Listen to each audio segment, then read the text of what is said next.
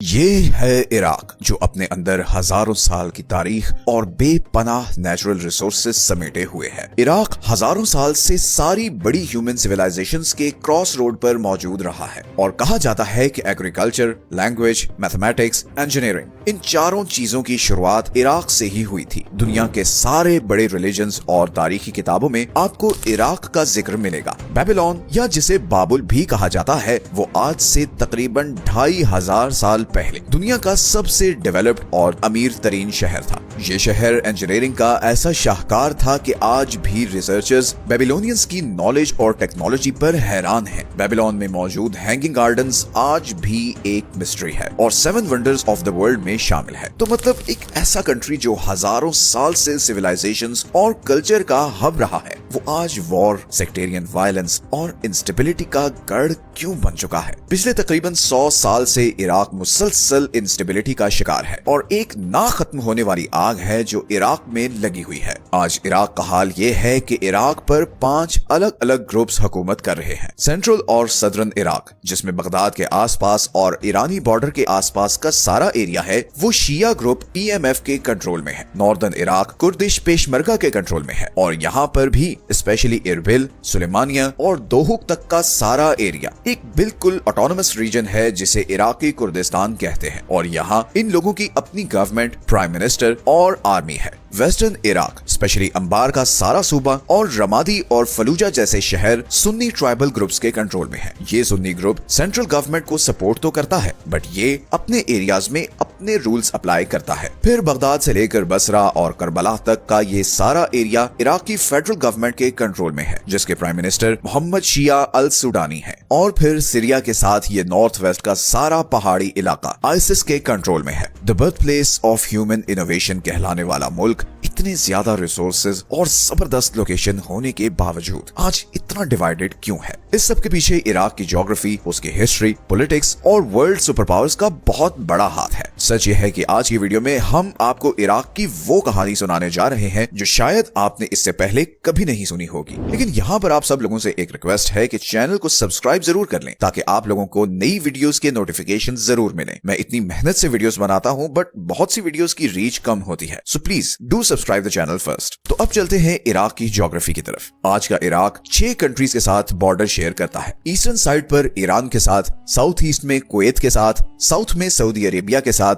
Waste में Jordan, north west में Syria और नॉर्थ में तुर्की के साथ। इराक के ज्यादातर हिस्से पर रेगिस्तान है, स्पेशली वेस्ट और साउथ में। लेकिन इन्हीं रेगिस्तानों के बीच 2 ऐसे बड़े दरिया हैं जिनकी वजह से हजारों साल से यहाँ सिविलाइजेशंस आबाद होती आई हैं। एक है रिवर टिग्रिस और दूसरा है रिवर यूफ्रेट्स, जिसे दरियाए फरात भी कहते हैं। तुर्की से शुरू होने वाले ये दोनों दरिया तुर्की से इराक में आते हैं और इराक को क्रॉस करते हुए पर्शियन गल्फ में जाकर गिरते हैं। इन रिवर्स की वजह से ही यहाँ पर आप मैप पर ये लश ग्रीन रीजन देख सकते हैं। इसे मेसोपोटामियन प्लेन्स कहते हैं और ये हमारी दुनिया के सबसे फर्टाइल एरियाज में से एक है। ये दोनों दरिया ही इराक की लाइफलाइन है। लेकिन इन्हीं दरियाओं को लेकर इराक का सीरिया और तुर्की के साथ मसला भी चल रहा है। तुर्की ने यूफ्रेट्स और टिग्रिस रिवर पर डैम्स बनाए हैं जैसे अतातुर्क और लीसू डैम, जिनकी वजह से इराक में इन दरियाओं का फ्लो बहुत कम हो गया है। इसी तरह सीरिया ने भी यूफ्रेट्स रिवर पर तबका डैम बनाया है जिससे इराक में पानी का फ्लो कम हो गया है और इसीलिए इराक की इन दोनों कंट्रीज के साथ डिप्लोमेटिक टेंशन भी चल रही है। इराक के नेचुरल रिसोर्सेज की बात करें तो इराक के पास दुनिया के 5वें सबसे बड़े ऑयल और दुनिया के 12वें सबसे बड़े नेचुरल गैस के रिजर्व्स हैं। इंटरेस्टिंगली ये सारे ऑयल रिजर्व्स बसरा के आसपास शिया मेजॉरिटी एरियाज या फिर नॉर्थ में कुर्दिश मेजॉरिटी एरियाज में है। और इराक में जो इंटरनल सिविल वॉर की एक आग लगी हुई है उसकी एक वजह ये भी है। लेकिन ये तो अभी हमने सिर्फ इराक की बेसिक ज्योग्राफी को डिस्कस किया है। अब हम जाने लगे हैं इराक की सारी प्रॉब्लम्स की रूट कॉज की तरफ और उसके लिए हमें जाना होगा हिस्ट्री में।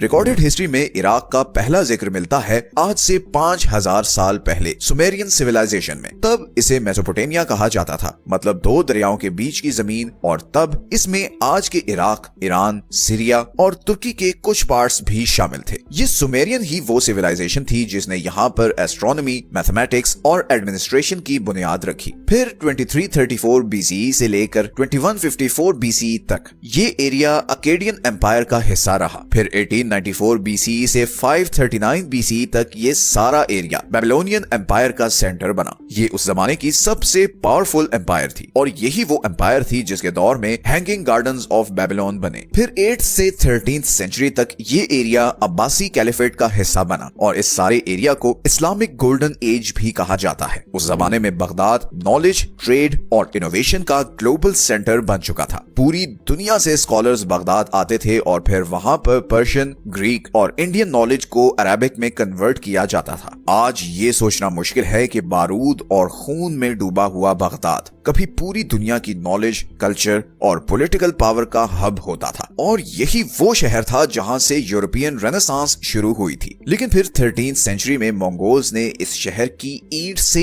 ईंट बजा दी और 13वीं से 15वीं सदी तक इराक मंगोल और दूसरी छोटी एम्पायर्स का हिस्सा रहा। फिर 16th से 20th सेंचुरी तक ये एरिया ऑटोमन एम्पायर के कंट्रोल में रहा। ऑटोमन्स के लिए ये बहुत ही इंपॉर्टेंट एरिया था। उनके लिए ये जगह ईस्ट और वेस्ट को आपस में कनेक्ट करने का एक बहुत इंपॉर्टेंट जरिया थी। फिर वर्ल्ड वॉर 1 के बाद जब ऑटोमन एम्पायर कोलैप्स की तो यूरोपियन कॉलोनियल एम्पायर्स को मौका मिला कि अब वो अपने फायदे के लिए इस एरिया को आपस में डिवाइड करें। 1916 के साइक्स-पिकेट एग्रीमेंट में मिडिल ईस्ट को एथनिक, रिलीजियस और ट्राइबल ग्राउंड रियलिटीज के बिल्कुल ऑपोजिट ब्रिटेन और फ्रेंच एम्पायर ने आपस में डिवाइड कर दिया। ब्रिटिश एम्पायर ने आर्टिफिशियल बॉर्डर्स बनाए और इस सारे एरिया को तुर्की, सीरिया, ईरान और इराक में डिवाइड कर दिया। ये डिवीजन कुछ भी सोचे समझे बगैर की गई थी। बिल्कुल डिफरेंट कल्चर और जुबान बोलने वाले लोगों को एक ही मुल्क में इकट्ठा कर दिया गया। ऑटोमन एम्पायर के दौर में मोसुल, बगदाद और बसरा इंडिपेंडेंट सूबे थे, पर ब्रिटेन ने उन्हें इराक में शामिल कर दिया। हालांकि इन तीनों प्रोविंसेस की डेमोग्राफिक्स बहुत डिफरेंट थे। फॉर एग्जांपल मोसुल में मेजॉरिटी कुर्दिश लोग रहते थे, बगदाद में सुन्नी अरब मुस्लिम्स रहते थे, जबकि बसरा में ज्यादातर शिया अरब मुस्लिम्स रहते थे। तो साउथ में शिया अरब, सेंटर में सुन्नी अरब और नॉर्थ में कुर्द। इसी तरह कुवैत जो पहले इराक का हिस्सा था उसे इराक से अलग कर दिया और फिर 1921 में ब्रिटेन ने यहाँ पर एक सुन्नी लीडर किंग फैसल को हुकूमत दे दी। एक शिया और कुर्दिश मेजॉरिटी कंट्री में सुन्नी बादशाह को लगाना इस बात का सबूत था कि ब्रिटेन ने ये डिवीजन करते वक्त ग्राउंड रियलिटी को बिल्कुल इग्नोर किया है। ब्रिटेन के इन डिसीजंस के नताइज इराक को अगले 100 साल तक भुगतने पड़े हैं। 1932 में इराक ब्रिटिश कंट्रोल से आजाद तो हो गया मगर उसकी ऑयल इंडस्ट्री ब्रिटिश कंट्रोल में ही रही। 1930 से 1970s के आखिर तक इराक पॉलिटिकल इंस्टेबिलिटी और मिलिट्री कूज का शिकार रहा और फाइनली 1979 में सद्दाम हुसैन इराक के डिफैक्टो रूलर बनकर उभरे। सद्दाम ने सुन्नी आइडियोलॉजी को प्रमोट किया और शिया कम्युनिटी को सप्रेस किया और इसी के नतीजे में 1980 से 1988 के बीच ईरान इराक वॉर भी हुई जो शायद मिडिल ईस्ट की हिस्ट्री की सबसे डेडली वॉर थी और हमने इस पर एक वीडियो भी बनाई हुई है। फिर 1990 में सद्दाम ने कुवैत पर अटैक किया जिसके बाद इराक वर्सेस गल्फ वॉर शुरू हो गई। इसके नतीजे में इराक पर बहुत सैंक्शंस लगाई गईं और इराक को इकोनॉमिकली बहुत नुकसान हुआ। फिर 2003 में अमेरिका ने इराक पर अटैक किया और सद्दाम हुसैन की गवर्नमेंट उल्टा दी। सद्दाम हुसैन के जाने से एक पावर वैक्यूम पैदा हो गया और यहीं से आगाज हुआ इराक में एक डार्क पीरियड का। सद्दाम हुसैन के हारने के बाद हजारों की तादाद में सुन्नी फौजी बेरोजगार हो गए और फिर ये फौजी देख रहे थे कि सद्दाम के जाने से जो पावर वैक्यूम पैदा हुआ है उससे शिया ग्रुप्स फायदा उठा रहे हैं। तो इन सुन्नी कमांडर्स में बहुत गुस्सा था और इसी गुस्से का फायदा उठाया अबू मुसब अल जरकावी ने और अलकायदा के नाम से एक ऑर्गेनाइजेशन बनाई। इस ग्रुप के सिर्फ 2 ऑब्जेक्टिव्स थे। पहला था अमेरिका को इराक से निकालना और दूसरा था नई आने वाली शिया गवर्नमेंट को उल्टाकर सुन्नी मेजॉरिटी गवर्नमेंट लाना। इसके बाद इराक में एक ऐसी खूनी सिविल वॉर शुरू हुई जिसकी कहीं मिसाल नहीं मिलती। सुन्नी, शिया,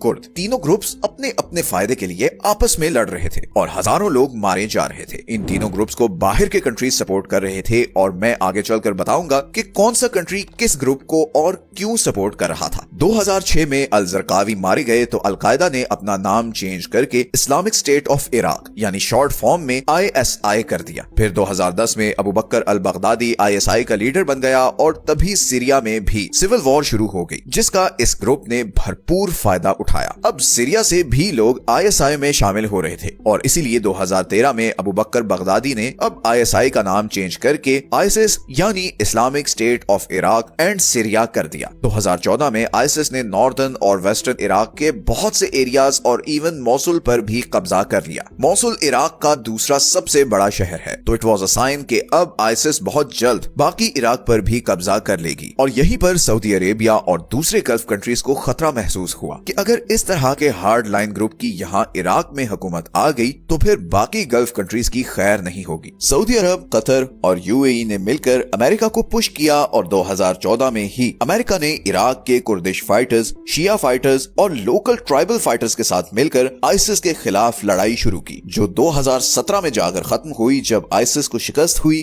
और मोसुल को आईसिस के कंट्रोल से आजाद करवा लिया गया और इराक में एक शिया मेजॉरिटी सेंट्रल गवर्नमेंट इंस्टॉल की गई। तब से लेकर आज तक इराक इस सिचुएशन में है जैसे वीडियो के शुरू में बताया था। इराक अब 5 ग्रुप्स के बीच डिवाइडेड है और हर ग्रुप के पीछे किसी बाहर के कंट्री का हाथ है। ईरान, जिसके साथ इराक का सबसे लंबा बॉर्डर है, वो बहुत हैवीली शिया ग्रुप पीएमएफ को सपोर्ट करता है। इराक की सेंट्रल गवर्नमेंट में भी ईरान का बहुत इन्फ्लुएंस है। तुर्की की तरफ आए तो उसका एक बड़ा कॉम्प्लेक्स रिलेशनशिप है। वो इराक के नॉर्दर्न साइड पर मौजूद कुर्दिश पेशमर्गा की गवर्नमेंट को तो मानता है, पर वो एक आजाद कुर्द मुल्क के खिलाफ है, क्योंकि उसे लगता है कि अगर इराकी कुर्द को आजादी मिली तो तुर्की में रहने वाले कुर्द भी अपना अलग कंट्री मांगेंगे और फिर तुर्की को अपने इस सारे एरिया से हाथ धोना पड़ेगा। इसीलिए तुर्की इराक की नॉर्दर्न साइड में मौजूद कुछ कुर्दिश फ्रीडम ग्रुप्स जैसे कि पीकेके पर बम्बार्डमेंट भी करता रहता है, लेकिन साथ साथ वो कुर्दिश पेशमर्गा को फाइनेंशियली सपोर्ट भी करता है, क्योंकि आईसिस को हराने में कुर्दिश पेशमर्गा का बहुत बड़ा रोल था। सऊदी अरब और बाकी गल्फ कंट्रीज इराक में ईरान के बढ़ते हुए इन्फ्लुएंस और शिया आइडियोलॉजी को रोकना चाहते हैं और वो इसीलिए वेस्टर्न इराक के सुन्नी ट्राइबल ग्रुप्स को सपोर्ट करते हैं। साथ ही में वो कुर्दिश पेशमर्गा को भी सपोर्ट करते हैं ताकि वो आईसिस की पावर को अंडर कंट्रोल रखें। फिर आता है अमेरिका, जो यहाँ से जाने के बावजूद इराक में बहुत इन्वॉल्व है और उसकी वजह यहाँ के ऑयल रिजर्व्स, ईरानी इन्फ्लुएंस और आईसिस है। कुछ और ग्लोबल सुपर पावर्स की बात करें तो चाइना और रशिया भी इराक में बहुत दिलचस्पी ले रहे हैं। चाइना अपने बेल्ट एंड रोड इनिशिएटिव की वजह से इराक के इंफ्रास्ट्रक्चर पर बहुत इन्वेस्टमेंट कर रहा है। वो इस रोड प्रोजेक्ट को स्वेज कैनाल का ऑल्टरनेटिव बनाना चाहता है। दूसरी तरफ रशिया की इराक पर कड़ी नजर इसलिए है क्योंकि सीरिया में उसके बहुत हाई स्टेक्स हैं। बशार अल असद की गवर्नमेंट को रशिया सपोर्ट कर रहा था और जिस जियोपॉलिटिकल हॉटस्पॉट पर अमेरिकन प्रेजेंस होगी वहां पर रशिया भी जरूर घुसेगा। तो ऑल इन ऑल इराक बहुत कॉम्प्लेक्स सिचुएशन में है और कहीं ना कहीं इस सब की रूट कॉज वर्ल्ड वॉर 1 के बाद यूरोपियन पावर्स ने जो बॉर्डर्स बनाए थे वो है। आज इराक अंदर से इतना डीपली डिवाइडेड है कि कोई भी एक ग्रुप या बाहर का कंट्री यहाँ पर पीस कायम नहीं कर सकता। या तो 100 साल पहले डिवाइड किए गए बॉर्डर्स को रिवर्स करना पड़ेगा या फिर मैस स्केल ब्रेन वॉशिंग करनी पड़ेगी, जिससे इराकियों के बीच जो आपस में नफरत है वो खत्म हो। इराक की 60% पॉपुलेशन यंग है और उनके फ्यूचर के लिए इराक के ही सब बड़ों को मिलकर बैठना होगा। जब तक इराक में अमन नहीं होगा, मिडिल ईस्ट आगे नहीं बढ़ सकता। इसराइल पैलेस्टाइन की तरह इराक भी दुनिया का एक फ्लैश पॉइंट है जिसको ठीक किए बगैर मिडिल ईस्ट के प्रॉब्लम्स हल नहीं हो सकते। वीडियो अच्छी लगी है तो चैनल को जरूर सब्सक्राइब करें। मिलते हैं नेक्स्ट वीडियो में एक और टॉपिक के साथ। अपना ख्याल रखें। अल्लाह हाफिज।